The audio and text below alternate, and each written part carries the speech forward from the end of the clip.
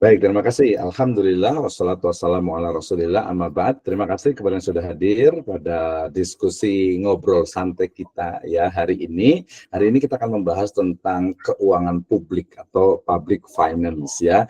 Temanya sangat berat kalau bicara tentang kebijakan publik ya, bagaimana pemerintah itu mengelola keuangannya gitu ya. Tapi kita ingin bahasa itu lebih santai ya. Jadi kita ya anggap saja ngobrol-ngobrol lah, karena memang judul atau topik pada kali ini juga ngobrol ya, ngobrol ekonomi syariah. Dan kali ini saya kedatangan tamu yang sangat luar biasa ya, konsen di bukan hanya praktisi ya, tapi juga belajar dan pemerhati, mungkin lebih tepatnya ya, pemerhati dari ekonomi syariah, lebih tepatnya adalah public finance. Ada Dr. Yan Junaidi MA. Kita sapa beliau dulu. Assalamualaikum Pak Dokter, gimana kabarnya?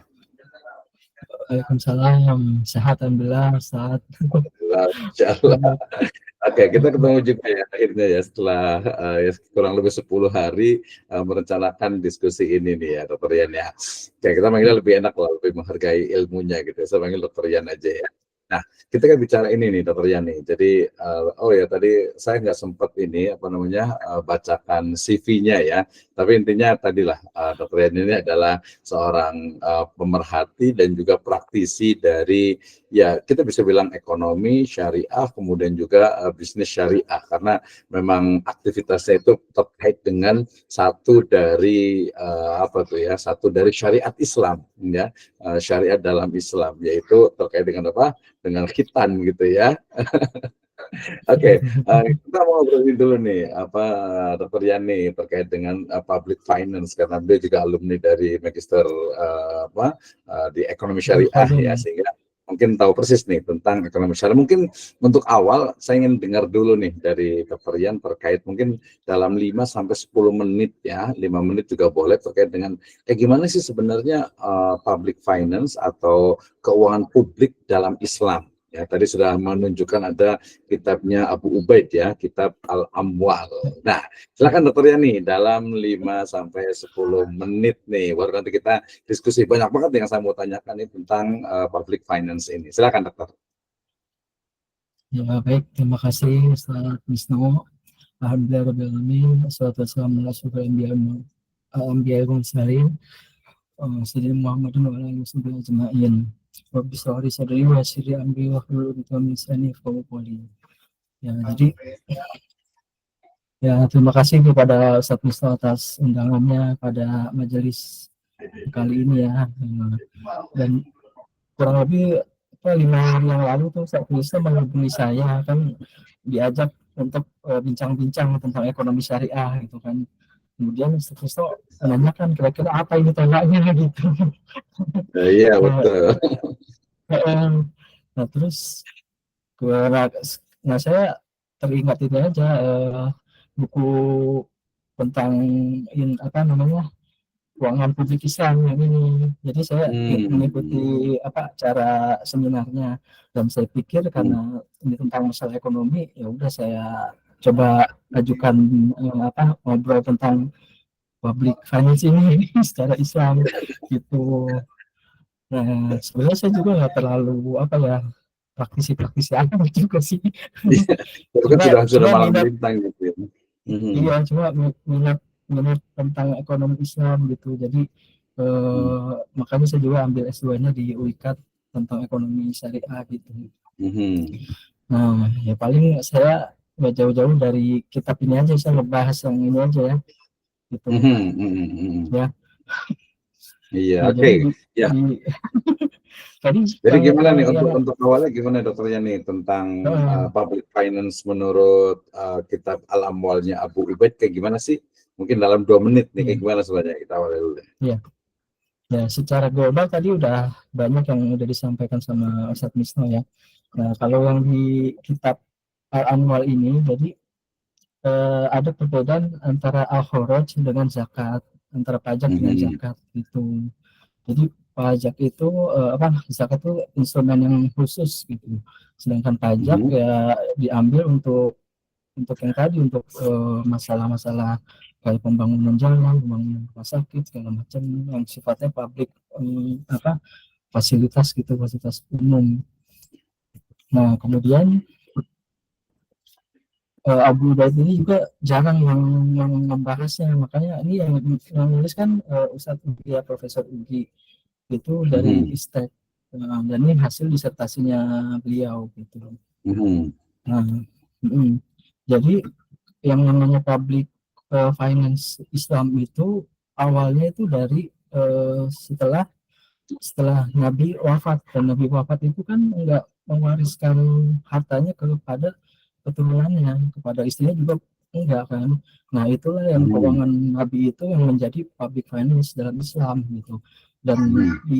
dikonfirmasi juga dengan Imam Umar bin Khattab, dan Umar bin Khattab itu menyatakan bahwa pas jadi khalifahnya, posisi Umar itu ini ada di posisinya itu maksudnya dia sejajar dengan yatim gitu, maksudnya mendukung memelihara anak yatim gitu. Jadi namanya anak yatim kan setelah setelah ditinggal orang tuanya kan dia otomatis dia eh, mempunyai harta kekayaan, dan harta kekayaannya itu karena masih kecil nggak bisa dikelola sendiri. Nah akhirnya di situ muncul khalifah ini mengolah harta kekayaan anak yatim piatu itu gitu. Nah dari situ munculnya tentang public finance. Oke, menarik ya Nah Sarjan ya. Jadi memang ini iya. ya artinya bahwa public finance itu kan keuangan publik kan itu kan bagaimana sebenarnya negara dalam hal ini memang ya mendistribusikan, kemudian juga mengelola, Iya, kemudian juga bagaimana mensejahterakan masyarakat gitu ya. betul. Nah, seperti itu kan Ya, lebih kurang ya. Mhm. dan kaitannya dengan harta anak yatim itu dalam Al-Quran juga kan kita nggak boleh sembarangan mengolahnya gitu. Ibaratnya satu Mhm. anak yatim, bila negara itu menyalahgunakan itu, dalam Al-Quran kan seperti memakan api gitu ke dalam perutnya gitu kan. Ya Nah gimana betul. kalau ratusan ratusan ratusan anak yatim gitu yang dikelola oleh negara gitu kan, otomatis sudah Mhm. aduh, siksanya udah Iya berat betul. gitu kan. Ya betul sekali ya. Berarti ini ya, berarti semangat dari public finance ini keuangan publik dalam Islam itu yang ada di dalam Al-Qur'an itu salah satunya adalah ketika ada anak yatim gitu ya. Anak yatim itu kan berarti ayahnya meninggal atau orang tuanya meninggal lah ya. Orang tuanya Mhm. meninggal kemudian memiliki harta.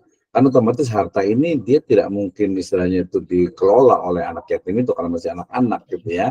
Nah, kadang kalau di kasus sih kadang biasanya malah diambil sama mungkin pamannya atau keluarganya gitu. Tapi sebenarnya dalam Islam itu Iya, mestinya ya harta anak yatim itu dikelola oleh negara gitu ya, dikelola oleh negara. iya, Ya, jangan sampai juga nanti dia dimakan karena alladzina ya'kulu amwal yatama zulma innama ya'kuluna fi butunihi naro wa sayaslawna sa'ira. Artinya memang ini jadi awal juga mhm, walaupun nanti banyak yang lain juga ya, bukan hanya iya, mengelola anak yatim. Di sini juga mungkin kita iya, menemukan ini juga nanti ya. Konteksnya itu adalah badan pengelola dari kekayaan negara.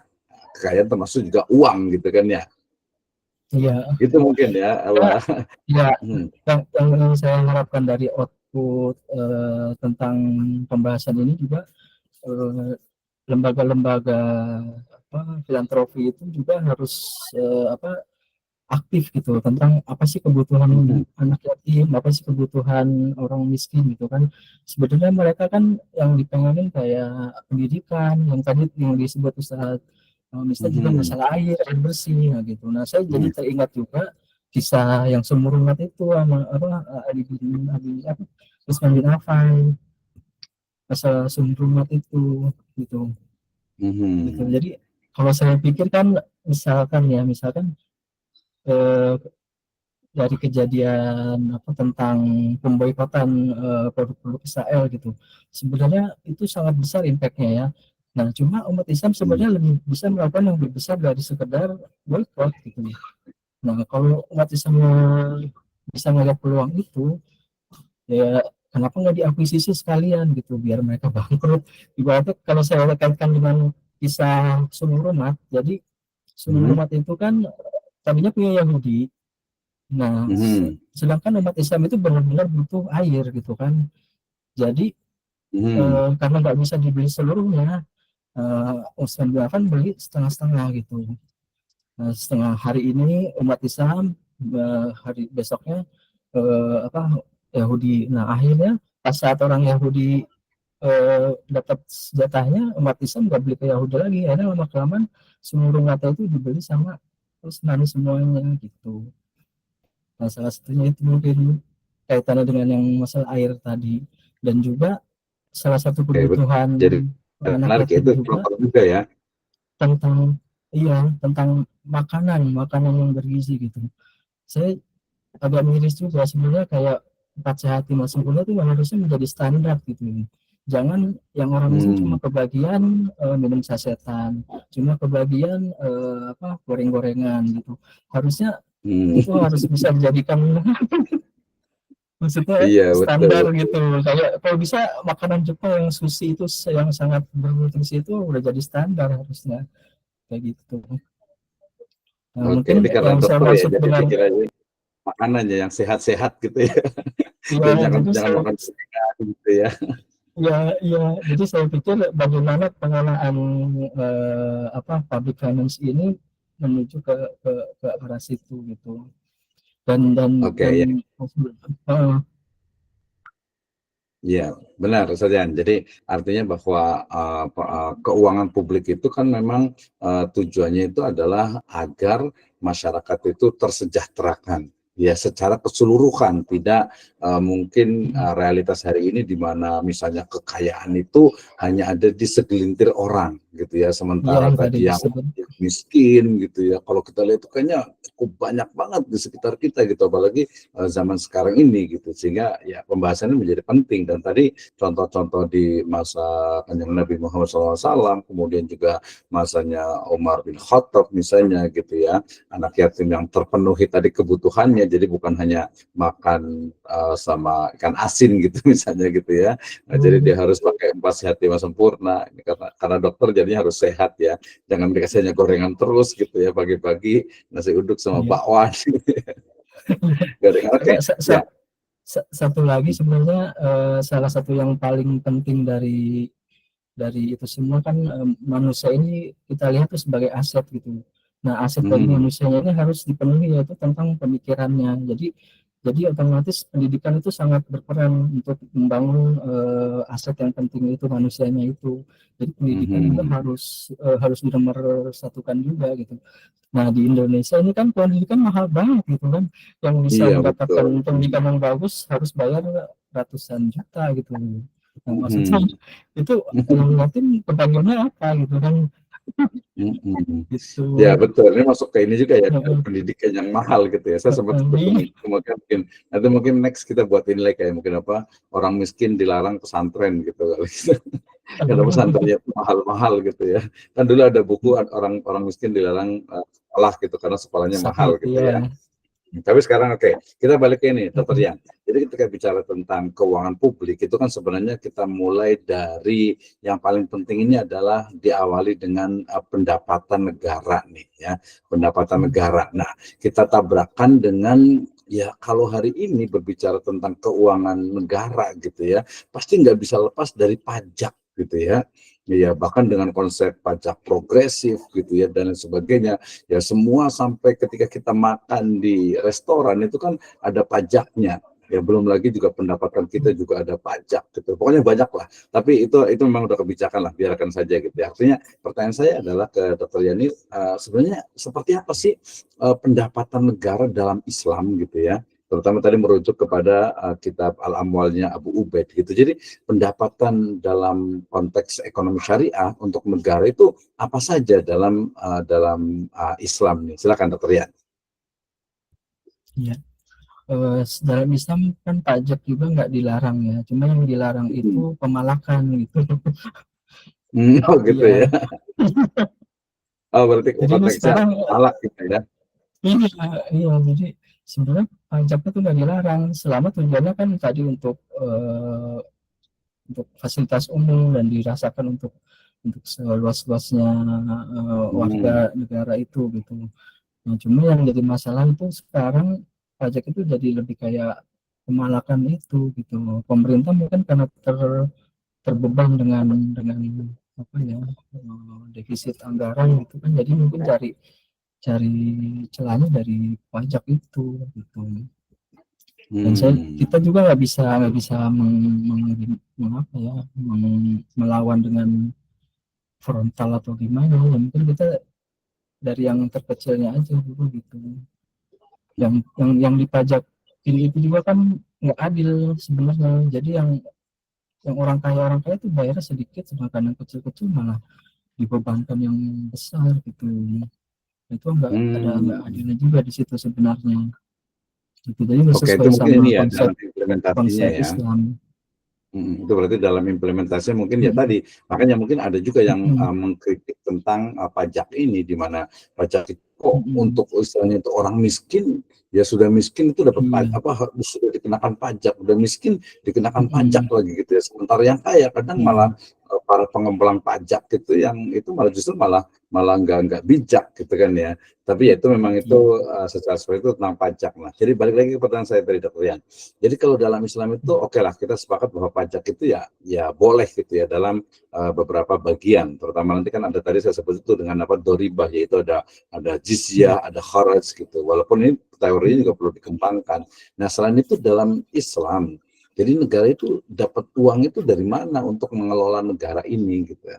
Apa saja nih, Dr. Rian? Ya dari selain pajak juga dari zakat ya. Zakat itu kan aspeknya banyak. Jadi zakat itu punya, kurangnya ada dua aspek, antara aspek politik dan aspek sosial gitu. Nah, aspek sosial itu bisa diminta diambil melalui lembaga-lembaga yang non pemerintah gitu kan. Tapi yang sifatnya politis, yaitu pemerintah yang punya peranan gitu. Nah, yang secara sosial ini lebih dimaksimalkan aja gitu. Yang sosial, jadi pembagiannya yang saya lihat sekarang itu lembaga-lembaga zakat itu banyak mengumpulkan aset gitu loh, tapi kurang dari programnya itu kurang terasa manfaatnya gitu bagi yang membutuhkan misalnya gitu. Jadi aset itu lebih mengumpulkan aset, misalnya ratusan triliun, terus tanah berhektar-hektar. Nah, itu mungkin bingung juga, mau ngebangunnya kan harus kebentuk sama pemerintah juga, izinnya lah, segala macamnya lah, kebentuk pajaknya lagi lah gitu. Mungkin masalah juga di situ. Ya, oke ya. Jadi artinya bahwa ya tadi kan kalau masalah terkait dengan mungkin ini ya, apa seperti itu, dengan inefisien ya, kurang efisiennya dari lembaga-lembaga pengelola zakat ini, sebenarnya di risetnya itu sudah cukup banyak sekali itu.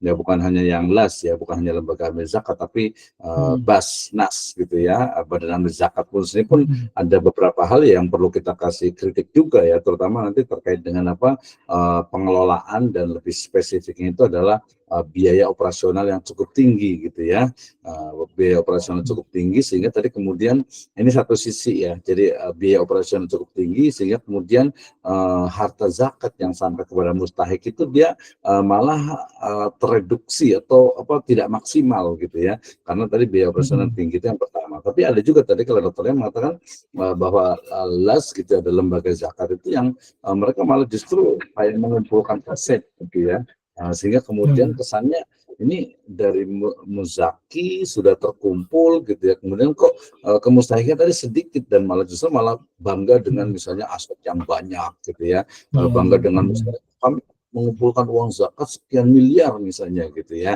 Nah, padahal kan sebenarnya semangat dari zakat kan nggak seperti itu tadi kan, ayatnya itu kan riwayat itu kan tu'khadhu min agniyaihim wa turaddu ala fuqara'ihim wa ila fuqara'ihim, artinya ya harus ini ya, harus mengalir gitu ya. Jadi jangan sampai malah justru ngumpul di lembaga zakat gitu ya. Ini juga kritik lagi ya tentang pengelolaan zakat. Tapi kembali ke tadi nih, kadang kan gini, kadang orang itu melihat Islam itu selalunya ketika bicara tentang public finance, bicara tentang anfal, bicara tentang ghanimah, bicara tentang fai, yang itu udah apa menurut mereka itu sekarang udah nggak ada gitu, sudah mungkin bahasa agak sedikit ini tuh sudah basi gitu ya, udah nggak ada lah sekarang ini gitu ya dalam konteks yang general saat ini. Gimana nih pendapatnya nih? Jadi mungkin atau juga nanti selain pendapat juga solusinya nih Dr. Yani tentang pendapatan Ya, negara, kan kita bicara tentang pendapatan negara dalam Islam.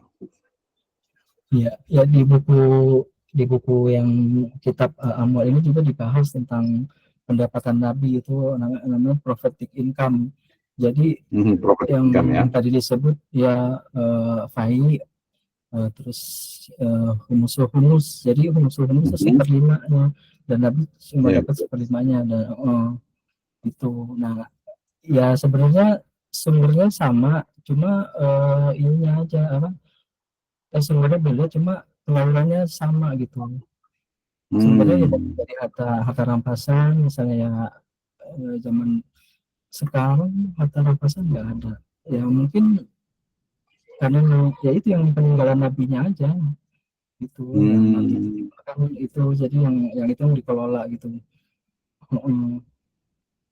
Nah, terus Iya, ya artinya saya juga agak lupa juga sih. Pokoknya itu dibahas di buku ini gitu. Jadi intinya meskipun sumbernya beda, tapi pembagiannya tetap sama. Jadi untuk yang apa, yang penerima manfaatnya itu sama, bisa gitu dari FAI atau dari apa tadi Gonima. menimah ya.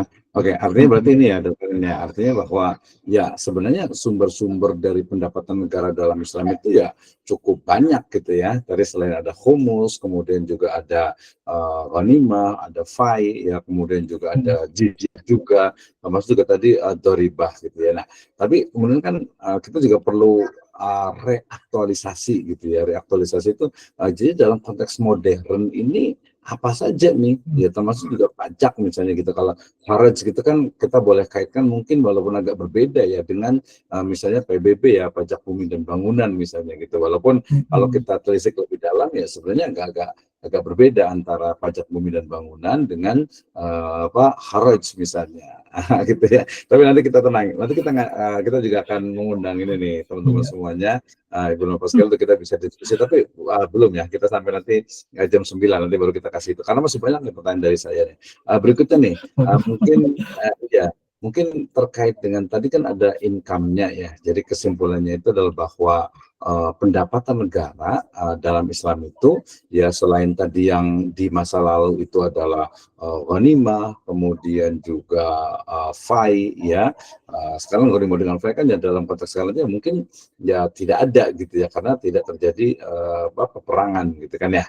Nah itu yang pertama. Berarti kemudian muncul nanti ada jizyah ya. Nah jizyah ini juga sebenarnya kalau kita merujuk kepada makna yang tekstual, tentu saja itu kan jizyah itu kan uang keamanan lah ya, atau mungkin lebih tepatnya ya seperti riba atau pajak yang diterapkan kepada non muslim yang tinggal di negara Islam. Nah, kalau kita bicara tentang negara muslim, negara Islam, negara non Islam juga seperti sekarang juga sudah agak-agak out of date juga gitu ya. Nah, sehingga kemudian mungkin kita bisa reaktualisasikan rethinking dari jizyah ini ya, semacam kalau kita tinggal di New Zealand misalnya, mungkin kalau sehari, sepekan, sebulan mungkin nggak bayar ya. Tapi kalau sudah sampai di kita setahun di sana gitu ya, kalau di Malaysia, Singapura itu rata-rata 30 hari itu masih free ya. Tapi kalau sudah lebih dia harus bayar visa.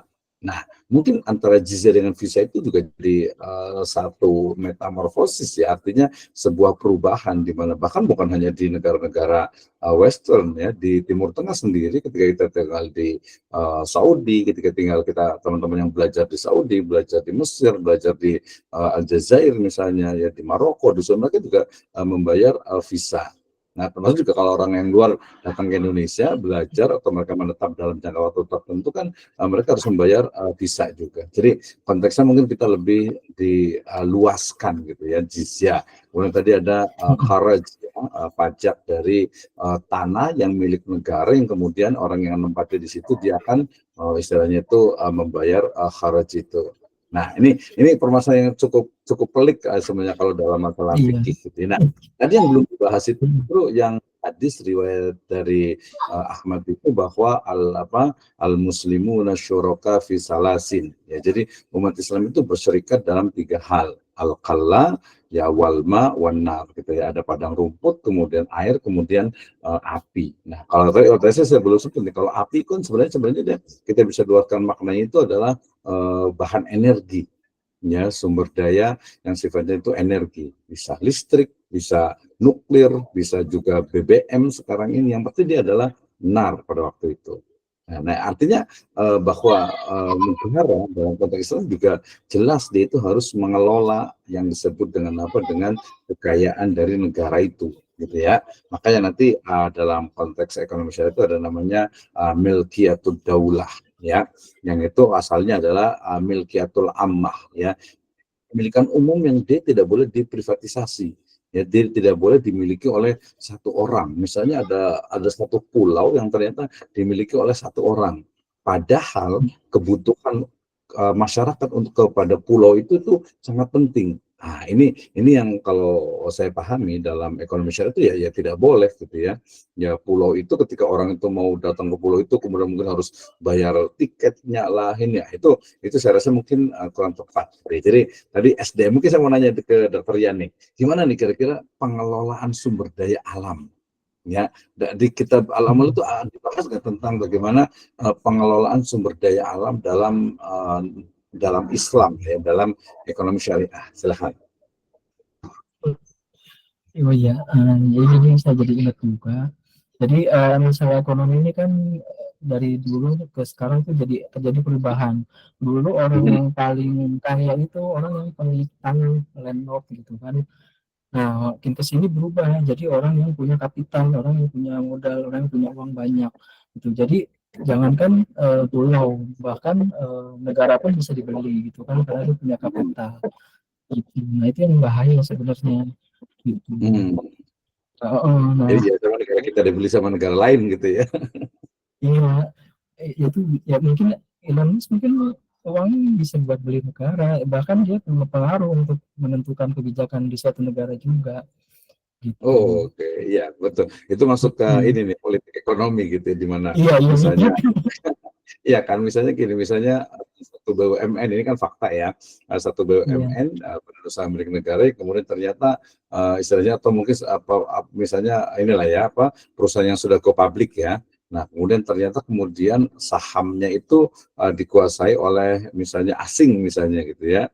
Yang tadi ketika dia menguasai lebih dari misalnya mayoritas sahamnya, otomatis dia akan memengaruhi dari direksinya, memengaruhi dari kebijakan-kebijakan di perusahaan tersebut, gitu ya. Nah, ini sepertinya sih memang ya ekonomi yang dipolitikan atau politik yang diekonomikan ini ya. Jadi artinya iya, memang sangat berpengaruh sekali ya, kapital itu ya. Jadi orang yang memiliki iya, modal lah ya, gitu ya. Oke, berarti betul ya Pak Dr. Yan ya, bahwa pemerintah ini bertanggung jawab untuk mengelola sumber daya alam nih ya. Tapi pendapatnya gimana nih kalau ternyata ini kan lagi ramai juga nih tentang kerusakan hutan ya, kemudian juga dhuharul fasad fil barri wal bahri gitu ya. Ya, terbaru ini kan 1 hari yang lalu kan tuh yang longsor tuh. Ya, yang longsor itu adalah ini nih tambang emas yang itu menurut ya kacamata hukum formal itu adalah ilegal. Kalau di Bogor sini kan ada Pongkor dulu di sana, dan memang korbannya sebenarnya udah nggak terhitung sebenarnya, cuman tidak dipublikasikan. Pertanyaannya, Dokter Yan, kira-kira sumber daya alam tadi yang dikelola oleh negara gitu ya, kemudian seperti apa sih agar tidak rusak gitu? Apakah boleh misalnya kalau hutan kan ada hak kuda bangun, hak HPH ya, hak pengelolaan hutan gitu ya. Kemudian juga mungkin tambang terutama, dan pokoknya sumber daya alam lah. Kira-kira gimana nih? Apakah harus pemerintah yang mengelola atau mungkin diberikan kepada swasta atau seperti apa? Yang kita lihat kan ya di Tembagapura misalnya emasnya, Newmont dan sebagainya banyak. Kira-kira pendapatnya gimana nih dalam konteks Indonesia lah, agak sedikit aktual nih. apa ya? Ya, jadi kalau untuk problem yang seperti itu ya, jadi kita pun nggak bisa melihat melihat pemerintah sekarang itu kan kita nggak bisa menaruh harapan yang besar gitu. Mhm. karena yang kita lihat pun semakin semakin apa tidak berpihak ke ke masyarakat yang banyak gitu. Dan jadi sebenarnya umat Islam kan punya punya punya harus punya bargain gitu, harus punya kekuatan yang cukup untuk melawan itu gitu, nggak usah harus ber, berkonfrontasi secara face to face, kita melalui yang kecil-kecil aja dulu gitu, misalnya yang tadi saya bilang, jadi yang kekuatan dari wakafnya itu dibikin apa besar, makin besar sehingga punya kekuatan yang melebihi pemerintah. Nah baru kita bisa punya bergen kekuatan gitu buat menyaingi apa yang kurang gitu. Paling itu aja. Jadi kalau kita harapin dari pemerintah, kita nggak ngejalan-jalan gitu, dan yang ada kita malah terus ditekan gitu. Nah, ya mungkin kayak ini kali ya, contoh kasus ini, mohon maaf nih agak menyebutkan nama organisasi, misalnya Muhammadiyah gitu, yang punya sekian triliun dananya gitu ya, kemudian dia diambil gitu ya. Nah, itu kan mungkin juga bergaining juga gitu ya, walaupun ini kita nggak tahu persis kasusnya seperti apa, tapi ya intinya adalah ya memang cukup bisa memengaruhi gitu ya, memengaruhi dari kebijakan. Itu terkait dengan investasi lah ya. Nah, berarti tadi betul ya bahwa sebenarnya sih ya kalau dalam ekonomi syariah itu sumber daya alam itu ya memang dikelola oleh negara gitu ya, dikelola oleh negara, kemudian dan itu juga tadi di Undang-Undang Dasar 1945 juga cukup jelas gitu ya. Berarti sebenarnya konsepnya itu sudah bagus, tapi kemudian dalam realitasnya ya, dalam implementasinya gitu ya, dalam implementasi misalnya tadi hak pengelolaan hutan atau mungkin pengelolaan sumber daya alam, misalnya bahan tambang misalnya gitu ya. Nah, bahan tambang ini mungkin dalam beberapa kebijakan dan juga mungkin dalam eksekusinya misalnya gitu ya, merusak lingkungan, kemudian juga tidak memerhatikan dari masyarakat lokal misalnya gitu ya. Dan ini banyak terjadi tuh. Sampai ini saya ingat sekali tuh ada novelnya Terelie itu yang biarkan terus bodoh jangan pernah pintar gitu ya. Beliau itu Terelie itu dia menulis tentang sindiran keras sih tentang pengelolaan dari sumber daya alam yang merusak, yang istilahnya itu merusak lingkungan, kemudian juga merusak masyarakat lokal gitu ya. Nah ini tentu saja jadi hal yang penting karena kan kita bicara tentang pengelolaan gitu, dan saya rasa kita juga harusnya seperti ini, kalau ada kebijakan ya berarti harus diperbaiki lah, jangan sampai merusak lingkungannya. Kalau lingkungan rusak kan buat masyarakat juga, dari orang juga, kemudian juga orang juga sama, orang lokal artinya itu masyarakat di sekitar tambang lah atau mungkin juga hutan lah, mereka kan punya hak gitu ya, punya hak untuk bagaimana mengelolanya. Jadi jangan sampai ini mentang-mentang punya negara kemudian ya sudah ada yang mau mengelola dan sebagainya, keuntungannya itu biasanya oknum sih ya, itu yang terjadi. Oke, masih ada waktu kita 10 menit nih Dr. Yani sebelum kita nanti mengundang teman-teman semuanya nih yang hadir pada kesempatan, karena kan kita ngobrol sifatnya. Tadi income ya, state income-nya sudah, kemudian kita pengen ke outputnya nih. Jadi termasuk juga tadi ada income itu utang ya. Tadi kan kalau pertama itu kalau bicara tentang masyarakat, bicara tentang negara itu kan selain dari pendapatan negara ya, sumber daya alam, kemudian juga dari tadi doribah, pajak ataupun siswaf gitu ya. Nah itu kan ada utang nih. Saya mau nanya dulu Dokter Yani, kira-kira gimana sih pendapatnya utang, kan isunya juga cukup panas nih. Jadi Indonesia ini utangnya sekian triliun gitu. Gimana sebenarnya nih? Emang harus utang atau seperti apa sebenarnya pendapat pribadinya Dokter Yani? Apa ya? Ya saya lupa sebenarnya waktu ada di rekaman seminarnya itu ngebahas tentang hutang juga. Jadi intinya sih nggak dilarang untuk berhutang.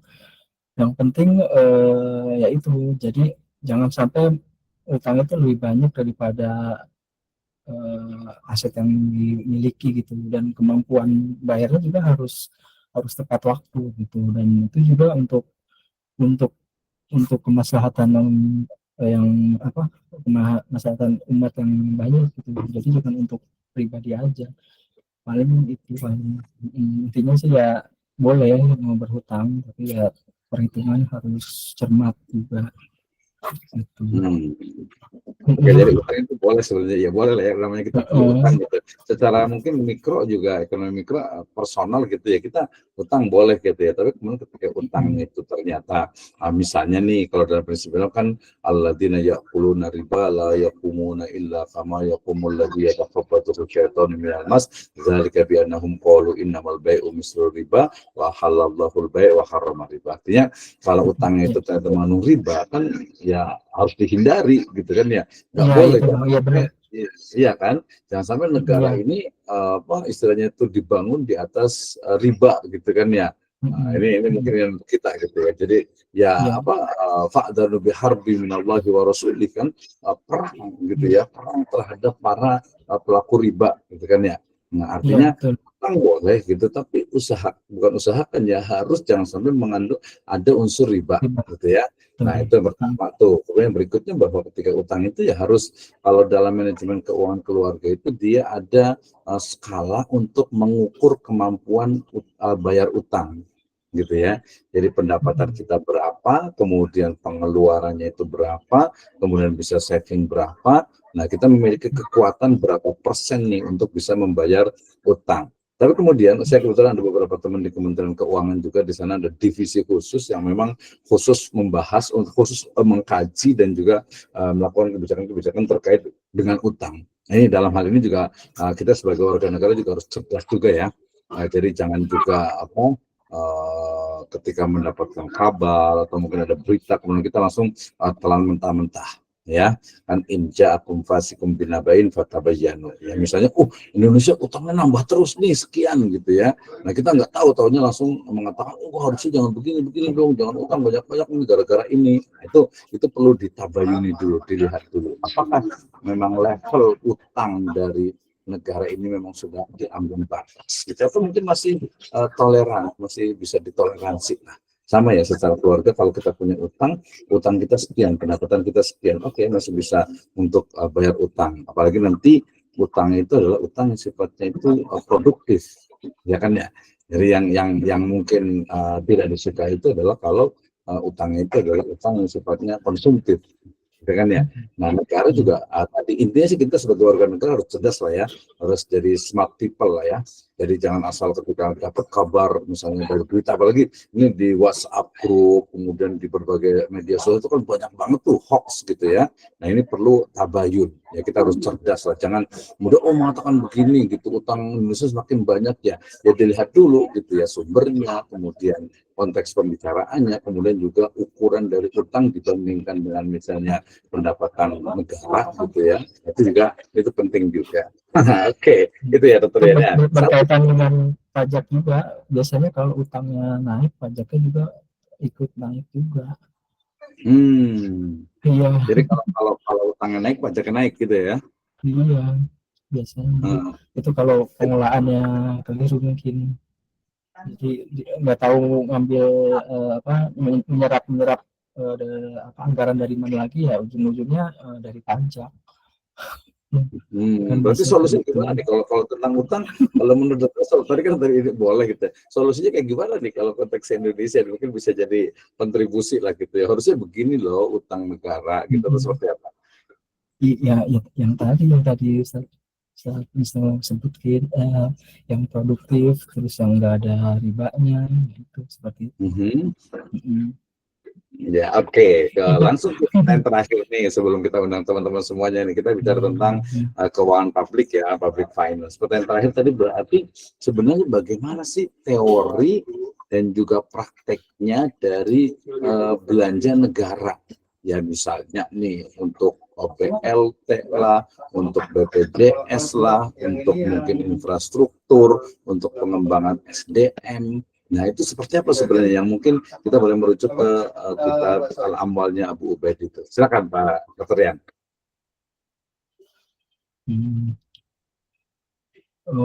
Dari kitab ini sih nggak terlalu detail ya. Jadi yang perlu yang ditekankan juga tentang masalah zakatnya itu. Jadi yang zakat itu harus lebih dimaksimalkan gitu, penyerapannya, terus juga pemanfaatannya gitu.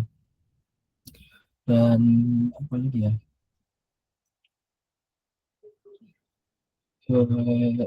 tadi pertanyaannya apa, bingung.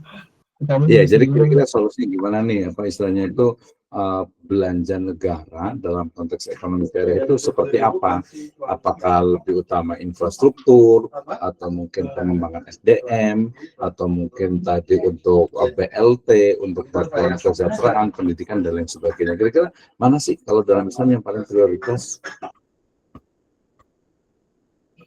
Ya kalau ini sih secara tersirat mungkin tentang apa sumber daya manusianya ya, yang saya yang saya tadi bahas kan, jadi manusia itu sebagai aset utamanya gitu, dan manusia menggerakkan sebuah negara gitu.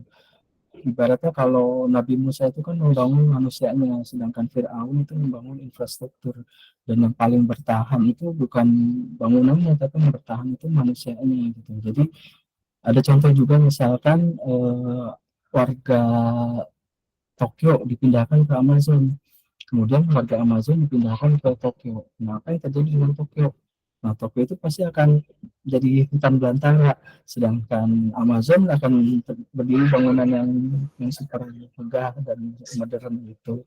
Lalu itu, jadi manusianya, dan manusianya aspeknya banyak gitu, dari pemikirannya, dari badannya, jasadnya, ruhnya, gitu segala macam itu. Dan dari situ juga bisa mengelola apa keuangan dengan baik, menyerap menyerap zakat. Jadi dari zakat itu menghasilkan apa produksi-produksi yang yang melimpah gitu.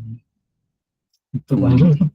Oke, menarik ya. Menarik dokternya bahwa ketika kita bicara tentang tadi betul sih, logis ya, ketika yang paling utama itu adalah memang membangun dari sumber daya manusia ya, jelas itu ya. Setelah itu baru sumber daya alam. Tapi dalam konteks sekarang ini kan ya nggak bisa hanya manusianya saja, infrastrukturnya rontok kan nggak bisa juga gitu ya. Ketika kalau kita fokus kepada pengembangan SDM gitu ya, tapi ternyata infrastrukturnya juga nggak mendukung gitu ya, kan nggak bagus juga gitu. Kemudian juga yang kedua misalnya ternyata bahwa sistemnya juga gitu itu juga tidak terkonstruk dengan baik gitu, sehingga mungkin kalau saya sih lebih cenderung kalau zaman sekarang ya memang oke, ada skala prioritas, itu adalah pengembangan SDM, itu mungkin yang sudah dilakukan puluhan tahun lalu di Singapura misalnya ya, mereka negara yang tidak memiliki sumber daya alam, memiliki sumber daya manusia, sehingga kemudian mereka fokus kepada pengembangan atau ya manage dari SDM-nya itu gitu kan ya. Jadi sumber daya manusia mereka itu betul-betul tekankan gitu ya. Itu memang terjadi. Tapi dalam konteks Indonesia saja SDM juga penting, karena luasnya negara kita ya, perlu juga ada infrastruktur gitu ya. Kemudian juga perlu juga ada sistem, termasuk juga ada hukumnya, termasuk yang menarik itu sistem ekonominya gitu ya. Jadi ketika kita bicara tentang Islamic Public Finance, mestinya ini memang juga bisa dipelajari ya, ini menjadi satu mata kuliah, menjadi satu keahlian, menjadi satu pertimbangan kebijakan negara gitu ya, bahwa harusnya ya tujuan utama dari Islamic Public Finance itu kan falah ya, falah di dunia wal akhirah gitu. Sehingga kemudian ini yang mestinya menjadi dasar gitu ya. Nah, perkara oknum, kemudian ada mungkin pihak-pihak tertentu yang mungkin mereka itu berlaku zalim, itu berarti itu mungkin masuk ke ranah hukum, di mana penerapan hukum itu jangan sampai tajam ke bawah kemudian tumpul ke atas gitu misalnya gitu ya. Oke, sebelum kita kasih ke teman-teman semuanya, dokter mungkin apa nih yang bisa mau disampaikan lagi terkait dengan kitab Al-Amwalnya Abu Ubaid nih, Al-Faraj ini, silakan nih. Bukan Al-Faraj ya, Al-Faraj Abu Yusuf ya. Ini kitab Al-Amwal ya. Iya, benar. Ya, mungkin belum disampaikan nih, apalagi nih. Ya harapannya sih kita karena ini termasuk buku yang sangat bermanfaat gitu, mungkin lebih lebih ada, kita mungkin bisa menggalinya lebih dalam lagi, kemudian kita bisa menemukan ide-ide yang bisa diaplikasikan di organisasi lembaga keuangan atau lembaga zakat gitu. Kali itu aja sih harapannya itu, karena belum banyak yang menggalinya lebih dalam. Oke, ya nanti Itu boleh aja. gantian nanya juga, nanti kita ditanya terus nanti gantian itu gitu. Nah, kan kita ngobrol gitu, jadi besok boleh gantian kalian boleh nanya juga ya. Tapi kita kasih kesempatan dulu nih ke teman-teman semuanya, waktu kita masih ada sekitar 20 menit ya, kita sampai 21.30.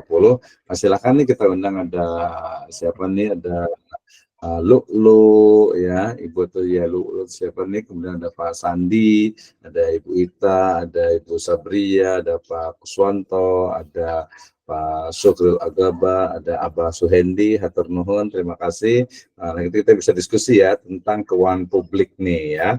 Kemudian juga ada Ibu Ni'matullah, ada Bu Risma, ada lagi siapa nih? Ya, ada Ibu Muji Mujla'u Wizatul Husna. Nah, silakan, mungkin ada yang mau ditanyakan atau mungkin bisa memberikan ide dan gagasan terkait dengan Islamic Public Finance atau keuangan publik dalam ekonomi syariah. Ya, silakan boleh raise hand atau mungkin juga boleh langsung open mic-nya terkait dengan ada yang mau ditanyakan atau mungkin ada yang belum paham atau mungkin ada yang membantah gitu, atau mungkin tadi karena public finance ini kan mungkin satu semester pun kurang gitu ya, sehingga ada pajaknya, ada zakatnya, ada wakafnya, ada sedekahnya, ada hibahnya, ada pengelolaan sumber daya manusianya, pengelolaan sumber daya alamnya, ya belanja negara, utang negara, itu banyak sekali gitu yang dibahas, sehingga nggak bakalan selesai itu ya kalau kita bicara tentang, belum lagi nanti kalau dalam perspektif Islam ya, bahwa dalam Islam itu kita membedakan ya, kita harus bedakan antara teori-teori tentang keuangan publik di masa lalu ya dengan keuangan publik di masa sekarang. Ya banyak yang kita bisa ambil dari masa lalu itu, tetapi kemudian juga kita juga harus melihat realitas di masa sekarang ini. Misalnya kalau bicara tentang public finance ya, Dr. Yan, kita kan nggak bisa lepas dari Baitul Mal ya. Nah, Baitul Mal. Nah, konteks Baitul Mal itu seperti apa ya? Kemudian juga dalam ekonomi syariah juga, dalam ekonomi syariah itu juga ada namanya wilayatul hisbah ya, lembaga amar ma'ruf nahi mungkar khusus di bidang ekonomi. Misalnya ketika ternyata nih ya, ketika kita beli bensin misalnya gitu ya, bensin yang ada ya, beli pertalite atau beli apa setelah gitu ya, BBM lah gitu ya, kita beli ternyata oh ini bilangnya itu dari nol ya Pak gitu ya, atau mungkin bilangnya itu ini betul-betul pasti pas gitu kan ya. Nah, padahal di situ ada kecurangan, siapa yang berhak? Di situ kita kan punya ini ya, lembaga metrologi ya, badan metrologi itu untuk yang memang fokus kepada agar timbangan dan juga segala bentuk ukuran itu betul-betul memang pas. Itu juga menjadi hal yang penting. Demikian juga tadi misalnya las ataupun bas gitu ya, di mana dalam pengelolaan zakat itu harus betul-betul akuntabel dan memang amanah gitu ya. Nah, dalam konteks sekarang yang cukup berkembang juga itu adalah wakaf misalnya. Bagaimana kita memiliki Badan Wakaf Indonesia BWI plus dengan banyaknya lembaga pengelola wakaf yang dimiliki oleh swasta, ini menjadi sebenarnya satu raksasa yang sedang tidur gitu ya, raksasa ekonomi Islam yang sedang tidur, yang memang sekarang ini mulai dibangunkan gitu ya. Nah, tapi ternyata jangan sampai juga, ini analisis saya, jangan sampai juga pengelolaannya ini bukan berarti tidak bagus ya, las atau basnas gitu ya, tapi juga perlu adanya tadi efisiensi ya. Walaupun mereka mengatakan ya sudah efisien gitu, tapi beberapa riset menunjukkan ini terlalu banyak istilahnya itu biaya operasionalnya daripada istilahnya itu kemanfaatan ya untuk mustahik. Kalau zakat, kalau wakaf itu berarti ya secara umum untuk masyarakat. Ini kan, ini menurut saya juga perlu kita kritisi juga, jangan sampai hanya ya udahlah ikut aja ben aja gitu, tidak juga tak, karena memang faktanya juga misalnya ini ya Dokter Yan ya, misalnya zakat fitrah aja, zakat fitrah lah misalnya nyebutnya, pengelolaan zakat fitrah sendiri itu perlu banyak banget tuh, perlu yang kita istilahnya itu kita kritisi, itu nggak bisa langsung kemudian istilahnya tuh ya udah beda aja, enggak. Kalau kita sebagai akademisi, sebagai masyarakat muslim gitu ya, harus smart tadi lah ya, smart people lah, harus ketika ada kebijakan yang kita beri, misalnya tadi zakat tuh kodumin akhirnya innamas shadaqatu lil fuqara al amin, itu kan ada sesuatu yang tersirat, yaitu unsur pemaksaan Menurut dokter zakat itu harus dipaksa nggak sih untuk mengeluarkan zakat itu? Kira-kira harus dipaksa nggak nih masyarakat itu dalam hal ini muzaki itu untuk bayar zakat? Atau ya udahlah biarin aja, nggak usah bayar zakat juga nggak apa-apa gitu ya. Iya kan? Kalau Iya.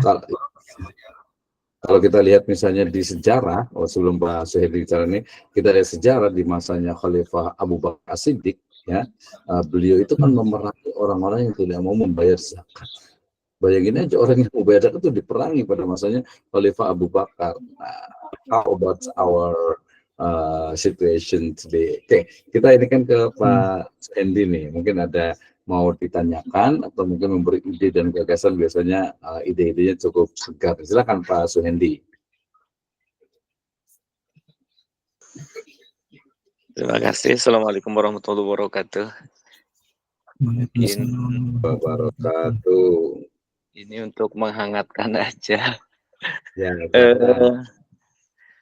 kalau menurut saya tuh, kalau yang wajib zakat itu memang harus dipaksa ya. Karena untuk ke surga itu kadang-kadang harus dipaksa. Ya contohnya tadi lah. Ini pertanyaannya ringan saja. Dulu kan di dalam ekonomi Islam juga ada perbankan Pak ya. Ada yang namanya perbankan syariah. Ini sama enggak nih kasusnya? Kalau kita ke bank itu kan judulnya pertama mau nitip ya, nitip uang, penyimpan di bank agar aman. Itu seperti lagu Titik Puspa itu, bang, ayo bang, kita pergi ke bank, kita menabung gitu ya. Nah, gitu ya. Itu tahun berapa itu Abah ya? Nah, ya itu lagunya itu, menabung itu agar uangnya berkembang gitu. Tapi pengalaman saya dulu itu waktu sekolah, nabung misalnya sekian lama, nggak nabung gitu. Pas ditanyain datang ke bank itu, nanyain uang saya, saldonya berapa? Udah habis Pak katanya. Pas ditanya ke bank itu, udah habis Pak. Kenapa habis? Oke, administrasi katanya gitu. Loh, bukannya nambah, saya kan di sini nitip. Tapi itu malah di mana itu ya? Iya. Nah itu kalau di dalam bank syariah itu seperti itu tidak gitu? Atau memang sama saja? Kemudian bagaimana di bank itu kita kan niatnya nitip, tapi sama pengelola bank itu malah dipinjemin gitu sama nasabah yang lain gitu. Malah dipinjemin sama nasabah yang lain. Apakah di dalam kontrak buku itu ada gitu? Bahwa dana kita itu akan dipinjamkan sama yang lain gitu. Kalau tidak ada, saya pikir itu mungkin gas apa ya? Gimana itu Pak? Itu aja mungkin ringan-ringan saja. Assalamualaikum warahmatullahi wabarakatuh. Waalaikumsalam warahmatullahi wabarakatuh. Ini ringan di Pak Suhendi, berat kita yang nanggung gitu. Iya kan? Itu kayak tadi yang Bang langsung habis itu kayak Bang Toyib itu kayaknya tuh. Iya, gimana nih pendapatnya dokternya nih terkait dengan tadi ada 2 pertanyaan ya. Silahkan nih kalau itu. Ya untuk yang zakat itu dipaksakan ya, yang kan zakat itu tadi ada 2 aspek. Yang pertama aspek politik, yang kedua aspek sosial. Nah yang aspek politik itu memang harus dipaksakan gitu.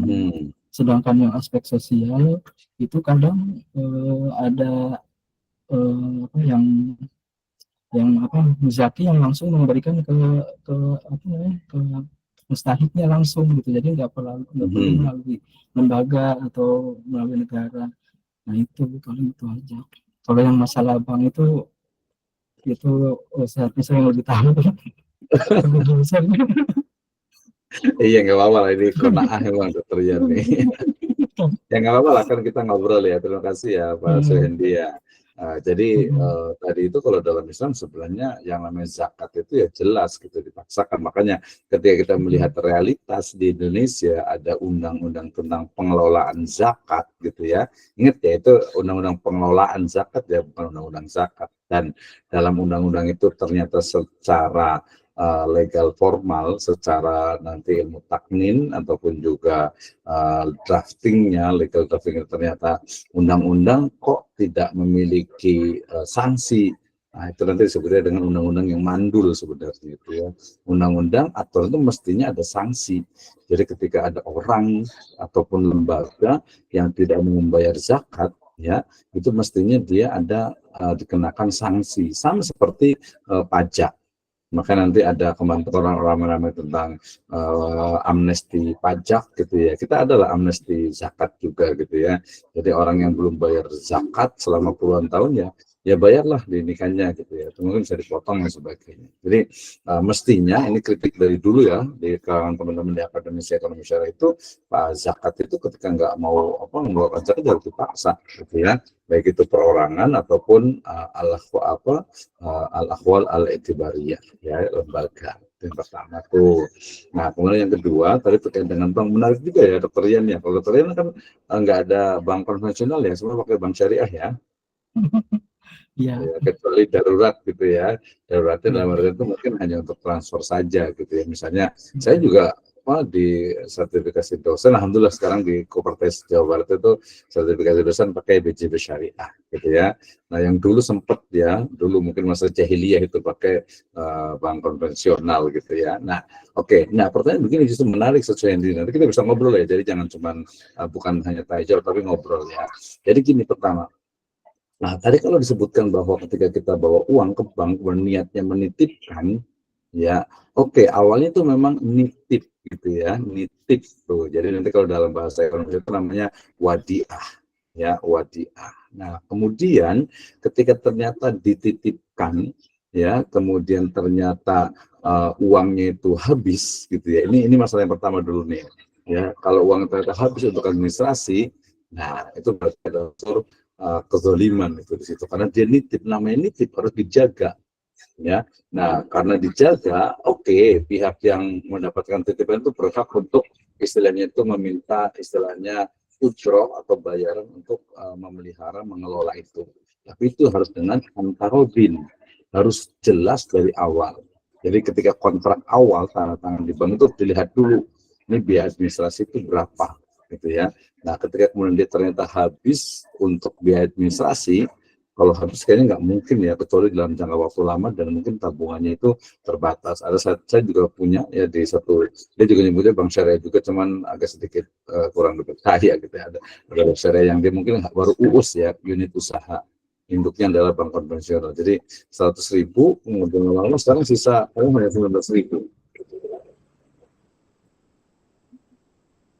Nah, alasannya itu adalah pemotongan. Jadi sekali lagi kalau kita menabung, kemudian niatnya itu adalah menitipkan, dan ternyata habis untuk administrasi itu perlu dipertanyakan. Tapi ujungnya adalah lihat akad di awalnya. Akad di awalnya itu seperti apa dalam biaya administrasi. Ya.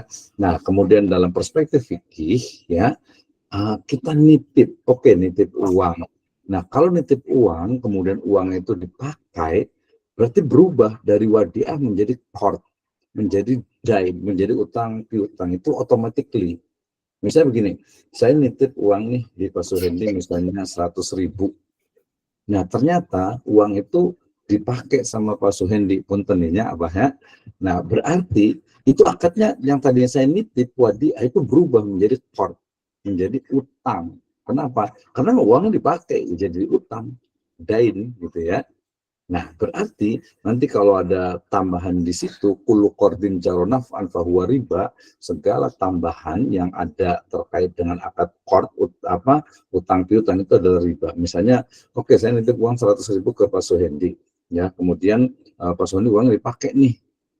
Ya. Nah, kemudian ketika saya ke rumahnya, ke rumah Pak Suhendi ini, saya dikasih makanan nih, dikasih minuman nih, dikasih sesuatu yang karena sebabnya itu adalah karena utang 100.000 itu, maka itu adalah riba, ya, itu adalah riba. Tapi kalau hanya datang kemudian dikasih ya makanan, minuman yang itu memang standar untuk menjamu tamu itu nggak apa-apa. Tapi kemudian kalau ada niat, ini kan uangnya dipakai nih, berarti udahlah Bang iya meserkan nolnya yang di Sukabumi naon tamoci enggak kasih kado lah gitu ya, kasih durian yang banyak nih karena kan itu uangnya ngutang dipinjam. Nah itu nggak boleh gitu ya, itu riba gitu ya. Berarti kalau kita nitip uang kemudian uangnya dipakai oleh bank, berarti akadnya itu ya secara fakta itu berubah kan menjadi menjadi utang. Nah sehingga kita tidak boleh mengambil keuntungan tambahan dari akad utang piutang itu.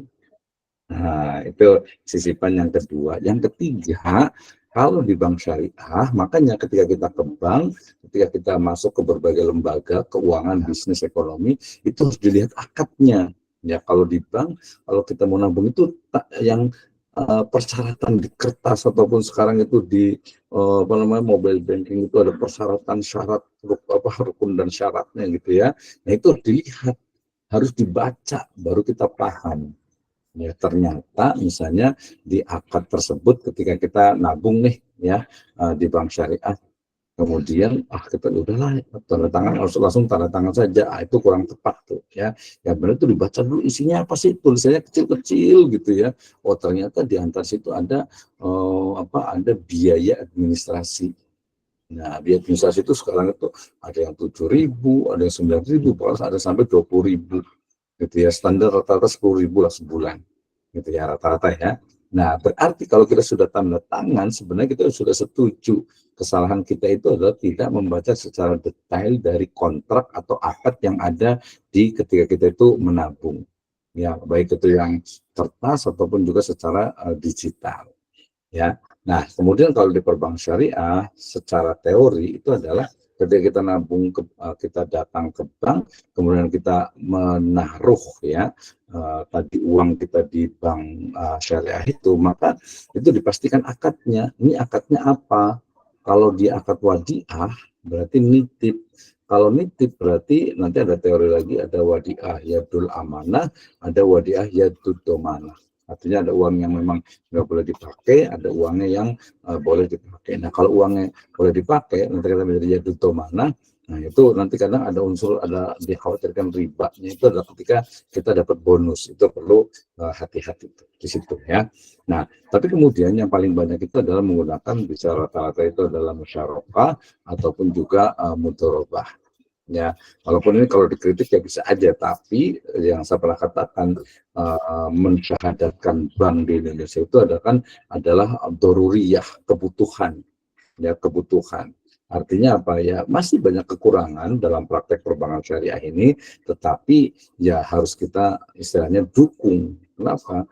Ya kalau bukan kita siapa lagi? Ya, artinya, tapi kita harus paham ketika kita naruh uang di bank syariah, itu tanya akadnya, ini akadnya apa? Wadiah atau musyarakah atau mudharabah. Nah, jadi akadnya bukan dain. Jadi bank itu juga bukan utang, tetapi menggunakan uang nasabah untuk usaha. Nah, ini yang paling penting. Ya, ketika uang dari nasabah itu ada di bank, kemudian bank itu ya memberikan uang tersebut kepada nasabah yang lainnya untuk usaha. Nah, bedanya di situ. Akadnya bukan akad utang. Ya, bukan nasabah yang lain tadi itu kemudian dia utang kemudian harus bayar nyicil setiap bulan. Nah, itu ribanya di situ. Jadi itu salah satu keharaman dalam bank konvensional. Jadi bank konvensional ya, bank ribawi. Jadi ketika kita naruh uang di situ mungkin sampai di situ aja nggak ada masalah. Tapi kemudian uang kita itu kan diutangkan, ini yang konvensional ya, diutangkan dan dibungakan. Bunga itu kemudian di-sharing, dibagikan ke kita. Nah, haramnya di situ ya.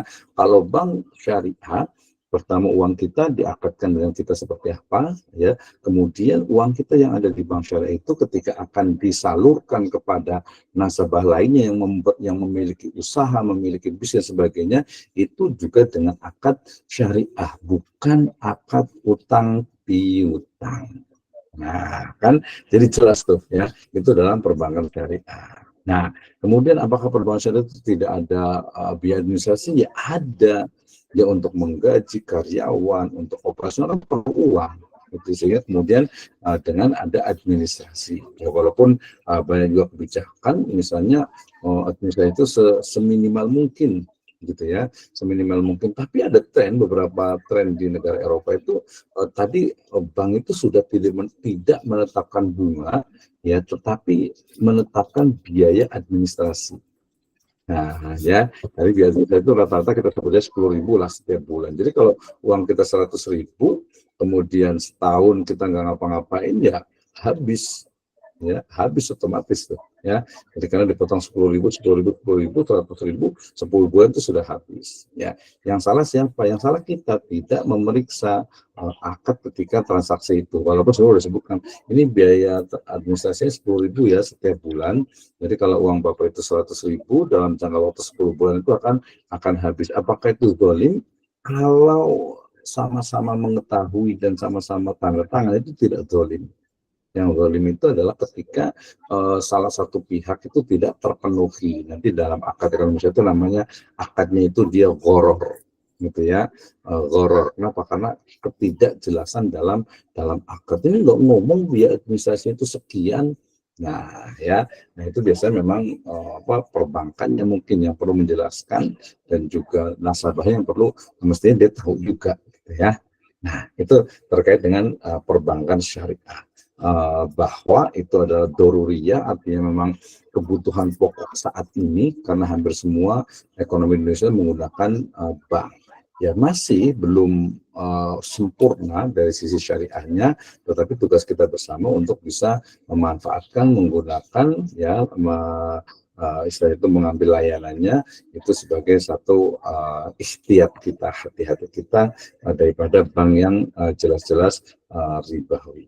Ya, perkara yang lainnya di perbankan banyak sekali dan itu sering sekali dibahas. Oke, terima kasih Mas Hendy, luar biasa nih. Tapi waktu kita udah habis nih, Dr. Ian ya. Dan nanti kita mungkin bisa diskusi lagi. Tapi kita ingin dengar dari Dr. Ian nih, mungkin apa nih yang kita bisa ambil dari closing remark ya, kesimpulan dari pertemuan kali ini terkait dengan public finance nih. Jadi keuangan publik dalam Islam yang mungkin bisa berkontribusi lah untuk negara ya, negara kesatuan Republik Indonesia tercinta kita ini, dan juga masyarakat pada umumnya, bahwa Islam itu juga memiliki teori dan juga implementasi keuangan publik. Silakan Dr. Rian.